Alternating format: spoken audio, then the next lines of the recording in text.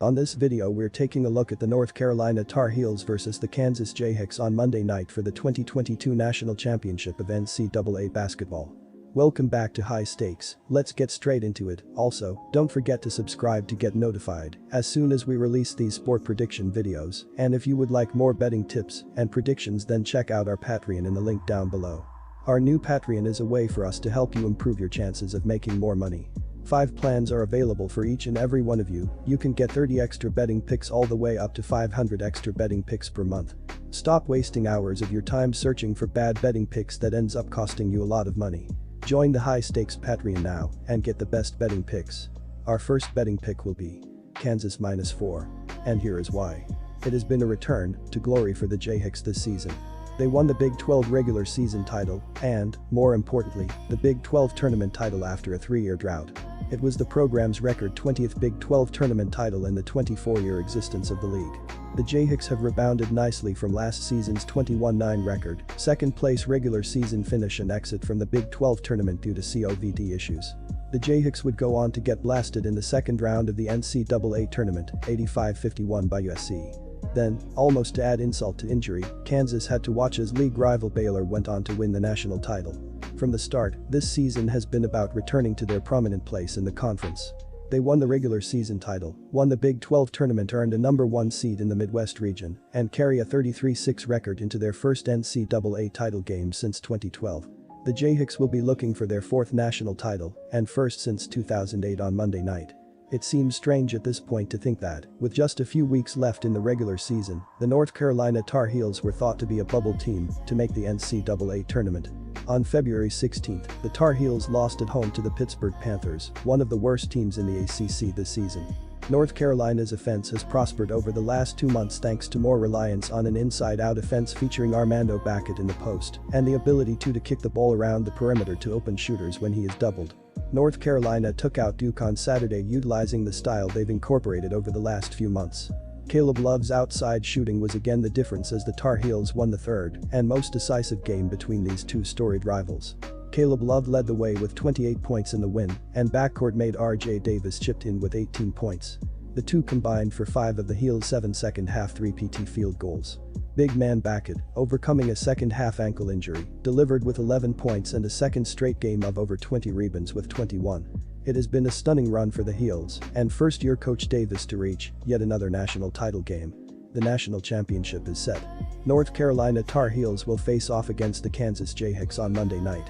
Kansas was impressive in its win over Villanova in the Final Four as the Jayhawks shot 54% from the 3-point line and out-rebounded the Wildcats by 6 in a 16-point win. David McCormack led Kansas with 25 points on 10 for 12 shooting from the field to go along with 9 rebounds, while Ochai Agbaji added 21 points, going 6 of 7 from the perimeter. Defensively, the Jayhawks were aggressive. While Villanova shot almost 42% from the perimeter and scored 1.12 points per possession, Kansas was able to hold the Wildcats to 9 of 26 from 2-point range and forced 9 turnovers. North Carolina's impressive postseason run continued with its third win over a top 12 offense in the NCAA tournament. The Tar Heels forced only 4 turnovers but held in-state rival Duke to 5 of 22 from the perimeter and out-rebounded the Blue Devils by 9. Caleb Love led North Carolina with 28 points on 11 of 20 from the field, while RJ Davis, Brady Manek, and Armando Bacot combined to score 43 points in support. This game will likely be played at a pace with which Kansas is comfortable, as North Carolina ranks in the top 100 in average possession length per KenPom. The Jayhawks have an elite transition offense, scoring better than 1.1 points per possession, which figures to be a big advantage against North Carolina. Per synergy, the Tar Heels' defense has improved in the NCAA tournament but still ranks in the 27th percentile and allows opponents to score 1.043 points per possession when defending in transition this season. Kansas, on the other hand, ranks in the 77th percentile in transition defense and will likely have more success limiting North Carolina's fast break points. Take Kansas. Our second pick will be over 152. And here is why. It has been a truly remarkable run through the bracket for UNC. After successive wins over Marquette, Baylor, UCLA, St. Peter's, and Duke, one thing has been glaringly apparent: the Heels' starting 5 is elite. With virtually no scoring options on the bench, the Heels have leaned on their starting 5 for big minutes in every game, and they have risen to the challenge. North Carolina has 3 prolific shooting threats in Caleb Love, R.J. Davis, and Brady Manek, one of the best rebounders in the nation in Armando Bacot, and a lockdown defender in Leaky Black.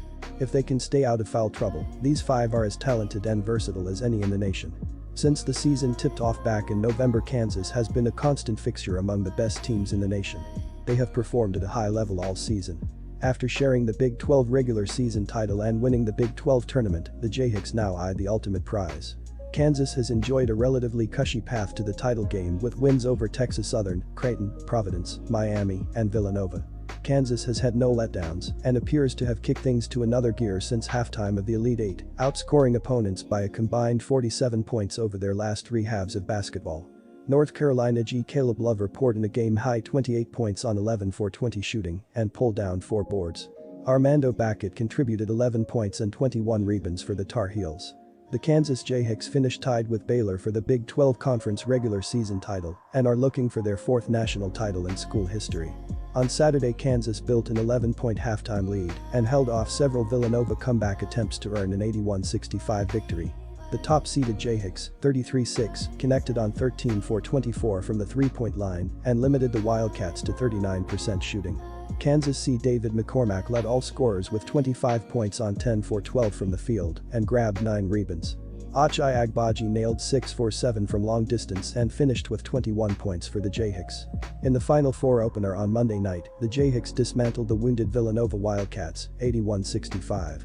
The lone remaining number 1 seed in the NCAA tournament dominated this game from start to finish, particularly from beyond the arc. They shot 55% from 3-PT range for the game, jumping out of the gate by hitting 7 of 14 3-PT shots in the first half. Kansas star forward Ochai Agbaji hit his first 6 3-PT field goals on the night and ended 6 of 7 from long range and 21 points. Kansas and North Carolina have been playing extremely well on the defensive end lately, as both the Jayhawks and Tar Heels have held opponents to under 38% shooting from the field over their last 5 games. Despite the recent success defensively, there should be no shortage of scoring opportunities in this championship game. Both North Carolina and Kansas rank in the top 100 in adjusted tempo and average possession length, per KenPom. Furthermore, both teams rank in the top 105 in possessions per game and take more than 23% of their shots in transition. The Jayhawks have played against 3 teams who rank in the top 100 in both adjusted offensive efficiency and average possession length, while the Tar Heels have played 4. Each of those games went over 152 points. The over is 9-3 in North Carolina's 12 games as an underdog, 6-4 in its neutral court games, and 8-4 in Kansas's neutral court games. Take the over.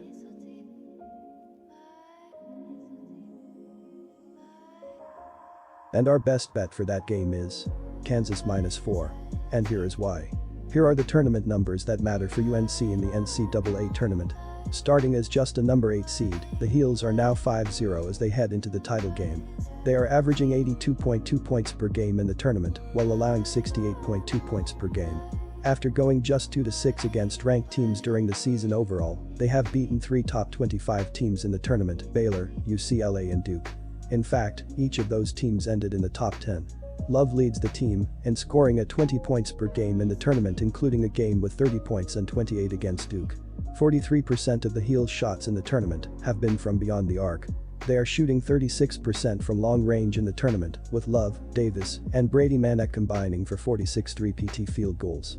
With the Tar Heel perimeter offense thriving, Bacot has been a terror on the glass and in the paint. He is averaging 15.4 points per game in the tournament and a whopping 16.8 rebounds per game, including 22 and 21 in his last 2 games. Lastly, the Heels are averaging 22.2 free throws per game in the tournament, hitting 71%. The Heels are forcing their opponents to commit an average of just under 18 fouls per game. If the Heels can force Kansas's bigs into foul trouble, it could be a long night for Kansas. North Carolina C. Armando Bacot tweaked his ankle late in Saturday's game and is expected to play in this game. Both teams rank in the top 30 nationally in offensive efficiency, so the over is worth a look. The Jayhawks are the deeper team and the better defensive unit. Both of these teams played outstanding on Saturday night but took very different routes to the title game. Kansas showed us their ceiling, going 13-24 from deep and scoring 1.398 points per possession, the highest mark against Villanova's defense in the last 5 seasons. Meanwhile, UNC was on the winning side of an instant classic against their most bitter rival in a game that featured 18 lead changes and 12 ties. I think it will be difficult for the Tar Heels to regroup emotionally in less than 48 hours and bring that same energy level against the Jayhawks, who seem to be peaking at the right time. The backcourt matchup here is elite, with Ochai Agbaji and Caleb Love playing at a very high level. I give the slight edge to Agbaji, who is the best overall player on the floor and proved it on Saturday, going 6-7 from deep and improving his draft stock. In the paint, it was encouraging to see Armando Backett return to the floor late in the game after tweaking his ankle, but I'm betting on him being less than 100% on short rest. That should give the Kansas Bigs a leg up in the paint. David McCormack and Jalen Wilson combined for 22 of the Jayhawks' 35 total rebounds against Nova and also 36 of their 81 points. Kansas has raised their game in the Elite Eight and Final Four, and I expect them to sprint through the finish line on Monday night.